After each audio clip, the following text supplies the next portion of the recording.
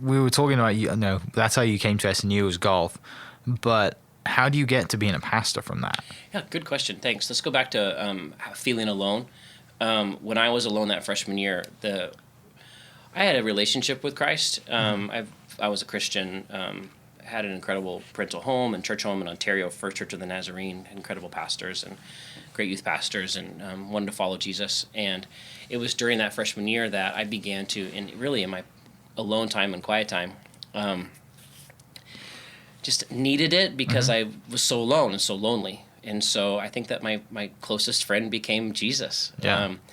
And it was during some of those times that I felt, I began to feel a deep call to be a pastor, to become a minister.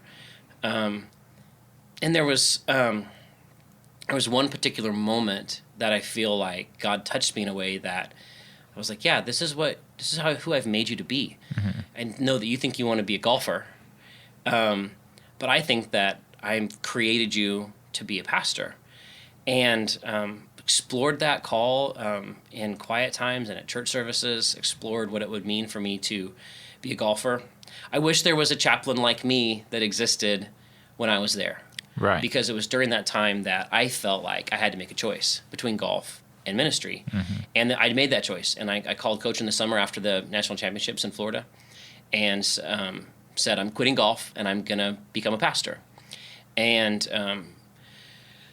I probably should talk to coach about this, because I'm sure at some point he was like, wait, you can do both, right? Yeah. But I felt like, no, I need to make a sacrifice, because the only thing I've cared about my whole life is golf. So I'm going to lay my clubs down. I laid them down for a year, didn't touch them. Yeah. It was a sacrifice. I was kind of an exuberant person. Going all in on it. Yeah. And I was like, this is what I want to be. And so at the time at Southern Nazarene University, there was an ministerial internship program that I was able to enter into a little bit late as a sophomore. And that was able to kind of help over the course of the next 3 years recoup some of the money that was lost for a golf scholarship. And started training to be a pastor, taking those classes. And it was those classes, especially from some of my professors like Steve Green, Scott Daniels, and Marty Michelson, that kind of shaped and formed me into who I was becoming as a pastor, as a minister, as someone to how to think about God, how to talk about God, how to pastor. And then my senior year, Katie and I, my wife, we got married, started dating my sophomore year, and then got engaged for my junior year. And then we got married between my junior and senior year, the year that she went to medical school. And you met at SNU. We met at SNU, yeah. She was, at the time, dating one of my friends, and we just were able to, I think because of that, enter into a pretty close friendship and relationship, and just loved her. Just thought she was the neatest person to talk to, and she was so fun and spunky and beautiful, and I just thought, this girl's amazing. And this will date Katie and I. She started not hanging out with him as much, and they broke up over a summer. We started writing letters, like actual snail mail letters back and forth that summer. And then when she came to school, we both came back to school. I went home to Oregon. When we both came back to school, we kind of started dating that year, that fall. And then 1 year dating, 1 year of engagement, and then we got married. Right. And then she went off to medical school. She was in medical school the first year that we were married.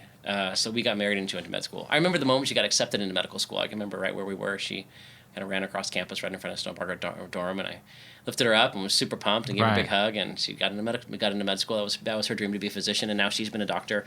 She's a physician down at OU Medical Center as an OBGYN, and she's the section chief of the OBs in the hospital, and she's also the assistant dean of medical student affairs at the University of Oklahoma Medical School. So, and wasn't that first female, right? There was quite a big deal about that. I'm just so proud of her. Yeah, like she's from my understanding, she would be the youngest dean on campus, and therefore the youngest female dean. She probably won't me to fact check this, but I don't care. I'm so proud of her. Like she's incredible and really means a lot to the campus, and she cares about women's health deeply, and now she gets a chance to work with she does a lot of some of the similar things that I do. She works with young physicians.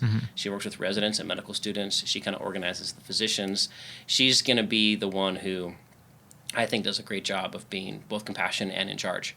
And so she's going to be able to, in this new role as the assistant dean for student affairs for the medical school, and on the campus of OU Medical School in Oklahoma City, there are 520 medical students, so 160 in each class.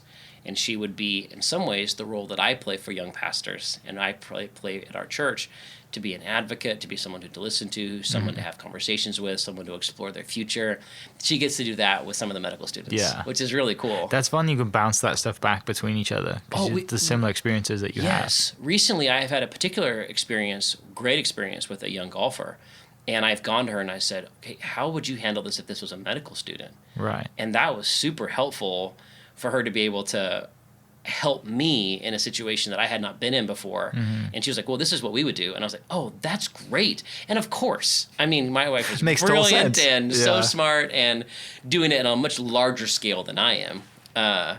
So we fell in love, got married in the process of me trying to figure out my call in ministry. Yeah. And then we got married. And then I started here at OKC First Church as an intern for my senior year. Under the ministry of Dr. Steve Green, who was our pastor at the time, and I wasn't he a professor at SNU? Yes, he was full time at SNU and full time here. Yeah. So he did that for many years, and then after the first 6 years of me being together with him, I think that in some ways he was like, I can't do both of these things and do them both well. One of the ways I think he was able to do that was because he hired me to be his partner in ministry to do a lot of the homebound care, all of our care to the people who are having surgeries, people who are sick. And that was my job for those first 3 years after I was an intern. I just came on. I was his graduate assistant at the school to get my master's degree. And essentially he was like, because I'm teaching full time, I can't take on the role of pastor with pastoral care. So you're going to do that. And so for the first few years, that's all I did. And I loved it. I didn't know what I was doing, but I wanted to work for him. I wanted to work here. And when he offered me the position, and we in the Church of the Nazarene, we don't say we offer them a job. We extend a call. Hey, would you be willing to move into this role as pastor? And I said yes. I got paid $10,000 a year for those first 2 years, finishing my master's degree. But Mike, my favorite part of my story, and what I tell a lot of young people, I wanted to work for Steve. I wanted to work here. And so anytime anybody complained about anything, I raised my hand in staff and said, oh, I'll do that. Yeah. To the point of things that were so ridiculously not for someone who was getting paid the least amount and the least involved.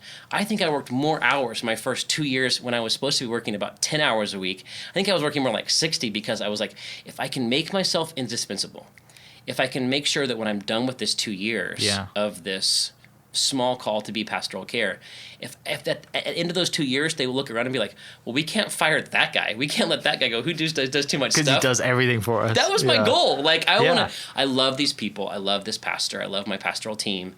And so I just did as much as I could, took on as much responsibility as I possibly could.